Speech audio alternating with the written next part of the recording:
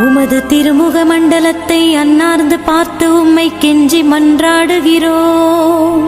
மகா சிரவணம் பொருந்திய புனித அந்தோணியாரே, சூரத்தனம் உள்ள மேய்ப்பரே, பசாசுகளை விரட்டி ஓட்டுபவரே, திருச்சபையின் கருணையின் கண்ணாடியானவரே, இவ்வுலகில் எங்கள் ஆதரவும் நீரல்லவோ, எங்கள் தஞ்சமும் நீரல்லவோ, எங்கள் சந்தோஷமும் நம்பிக்கையும் பாக்கியமும் நீரல்லவோ.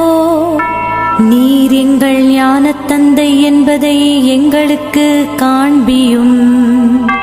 பிள்ளைகள் செய்த குற்றங்களை தாய் தந்தையர்கள் பாராட்டுவார்களோ? உம்மை தேடி வந்த நிர்பாக்கியர் பேரில்